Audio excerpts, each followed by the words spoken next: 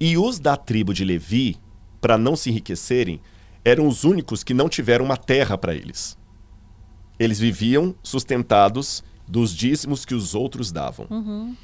Com o passar do tempo, na época de Malaquias, Deus advertiu ao povo: vocês me roubam. E vocês perguntam: em que nós te roubamos? Nos dízimos e nas ofertas. Ele fala: trazei os dízimos à casa do tesouro, para que fique cheia a minha casa. Qual era a casa do tesouro? O templo, que eles estavam reconstruindo, o templo.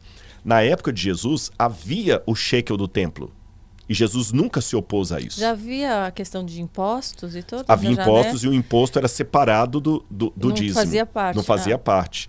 Aí, quando vem o Novo Testamento, o dízimo continua. Tanto é que o dízimo continua que Paulo fala o seguinte: eu tenho o direito de viver do dízimo.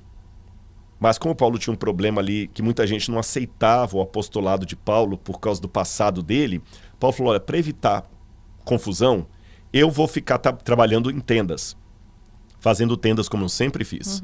Mas eu teria o direito de viver do evangelho, viver do dízimo. Quem prega o evangelho tem o direito de viver dele, dizia Paulo.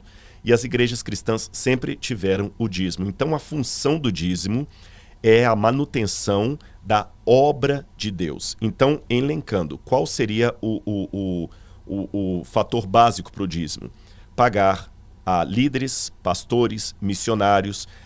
Sobre o próprio dízimo, o pastor diz que Jesus não se opôs ao dízimo.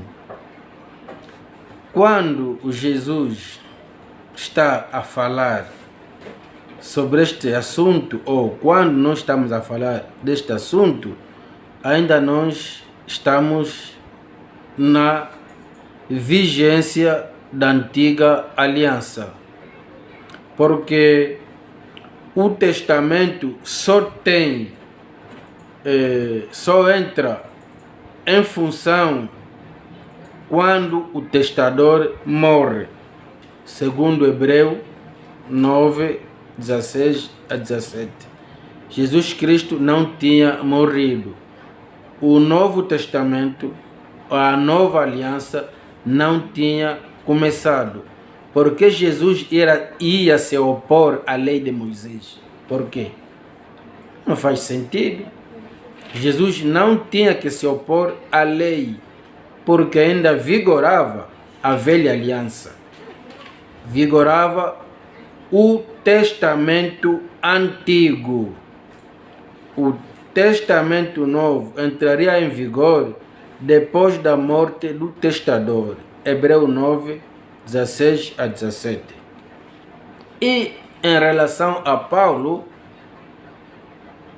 citaste 1 Coríntios 9, 14, que diz que quem prega o Evangelho deve comer do Evangelho.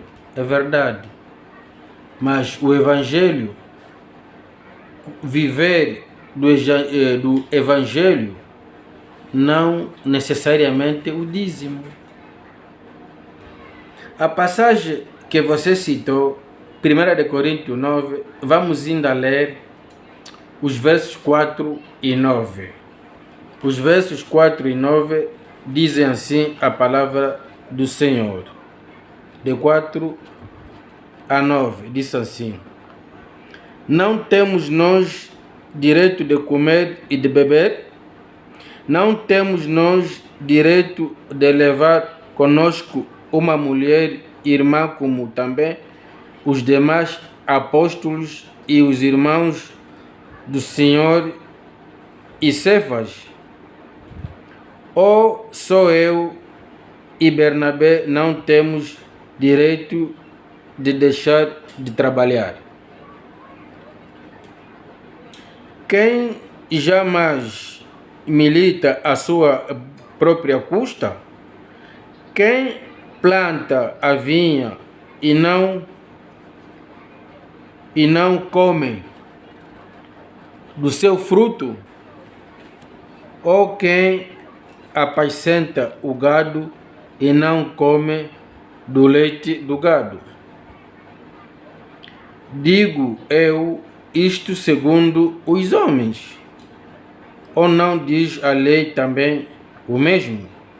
ele agora vai citar a lei de Moisés concernente a tudo isto que ele está a falar, em relação aos apoios que ele está aqui a reclamar. A passagem 9 diz assim: porque na lei de Moisés está escrito: não atarás a boca do boi que trilha o grão. Porventura, tem Deus cuidado dos bois? Esta é a lei que Paulo cita em relação a Moisés.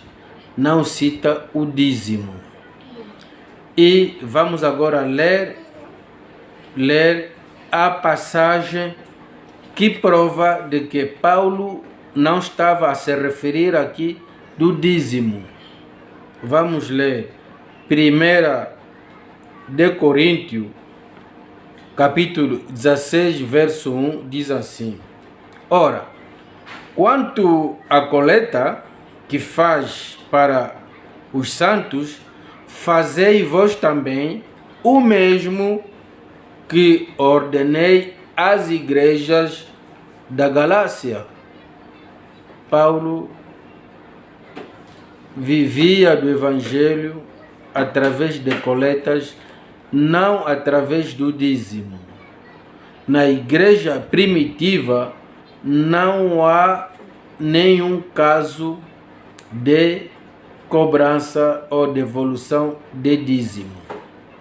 Para o seu conhecimento, mas acredito que você sabe, o dízimo foi reintroduzido pela Igreja Católica no Concílio de Macon, em França, no ano 585.